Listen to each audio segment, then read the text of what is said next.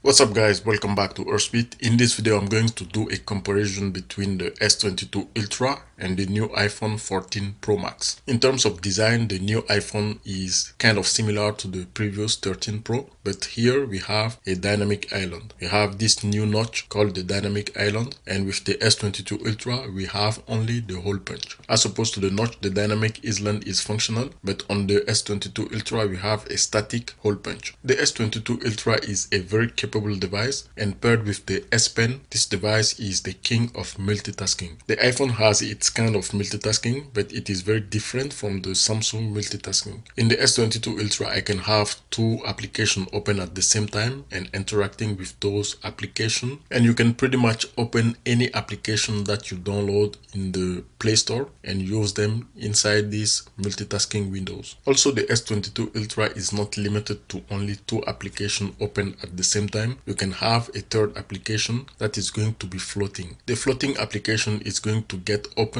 on top of the two applications open at the same time. In that case, you can interact with that application alone, and then if you do not need it anymore, you can minimize it or you can close that application. And by the way, you can do all this without the S Pen. The S Pen gives you the precision if you open more applications at the same time. The only concern with the S22 Ultra is the battery. The battery gets drained really fast if you use too much application at the same time, and if you're doing too much intensive stuff in the multi-windows app. With the new iOS 16 and the iPhone 14 Pro Max, you can do some kind of multitasking. While watching a YouTube video, if you swipe up to go home, you can see the video is minimized and you can move the video around. This is one type of multitasking that you can do on an iPhone. In this configuration, you can watch your video and interact with any other application at the same time. So the new stuff, the dynamic island. If you have some application open in the background, you can see the small widget at the top near the dynamic island, and if you click on it, it's going to open that application. This is the new stuff on the iPhone 14 Pro Max and the 14 Pro. Also, starting with the 14 Pro and the 14 Pro Max, we have the always on display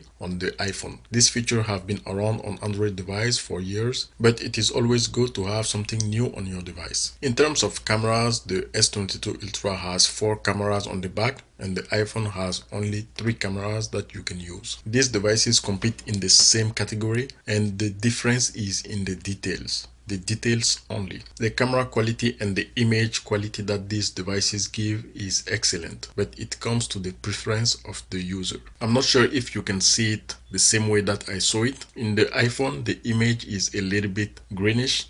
It has a small green tint on the image, but on the Galaxy it is a little bit whiter. Remember I said details? You can see the bit inside the iPhone is a little bit sharper than the S22 Ultra. That's the difference that I could find between these two great devices. The iPhone has 48 megapixel main sensor compared to the S22 Ultra, which has 108. The iPhone 14 Pro and the 14 Pro Max do not have any physical SIM card tray anymore. The no SIM card design is subject to the location where you are. In the US, we do not have an iPhone with a physical SIM card. The S22 Ultra has a physical SIM card, but you can have also an eSIM on the S22 Ultra. I think this is one of those subjects that is controversial because I myself prefer to have an iPhone 14 Pro with a physical SIM. If I travel abroad, I'm not sure if the country where I'm going is going to have eSIM ready. And during my teardown of the iPhone 14 Pro, I didn't see anything unusual on the motherboard, and the placement of the SIM card tray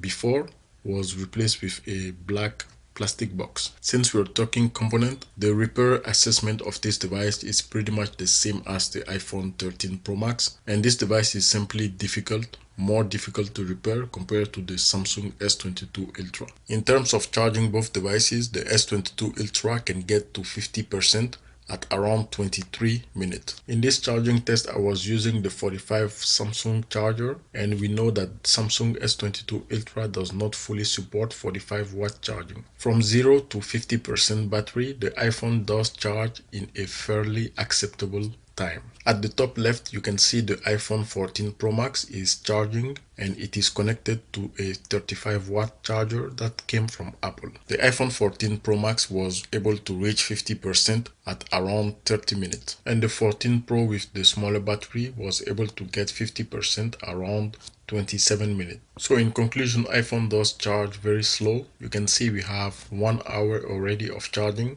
and both devices are around 80%, and the smaller 14 Pro is above 80%. With the S22 Ultra, after 1 hour you're going to have 100% of your battery available for you to use. In terms of charging, the iPhone does not compare to the S22 Ultra. The S22 Ultra does charge really fast compared to the iPhone. During my test, after 55 minutes, the S22 Ultra was able to get to 100% of battery, and the iPhone 14 Pro Max is going to take you 1 hour and 50 minutes and above to get to 100% of battery. The S22 Ultra has the best multitasking compared to the iPhone. The S22 Ultra does charge faster than the iPhone, but the iPhone has a better battery than the S22 Ultra. Also, the camera quality on the S22 Ultra is just a little bit less than the iPhone 14 Pro Max. Another new stuff that has been added to the iPhone is the always on display and the widget. The always on display on the iPhone 14 Pro Max is very limited. In terms of customability, you cannot do what you can do on an Android, a purely Android device. As you can see, the always on display on the S22 Ultra has a lot of stuff that you can add. It has everything that you can do on the always on display on this 14 Pro Max and much more. And also the always on display on the S22 Ultra is really dark. It does not consume too much battery compared to the iPhone 14 Pro Max, which does consume some battery if you have the always on display on. The iPhone 14 Pro Max and 14 Pro has the dynamic island, a great camera that has been upgraded from 12 megapixel to 48, a great battery life, a lack of multitasking, and customability. Made it to the end? Subscribe, like, and share, and see you next time.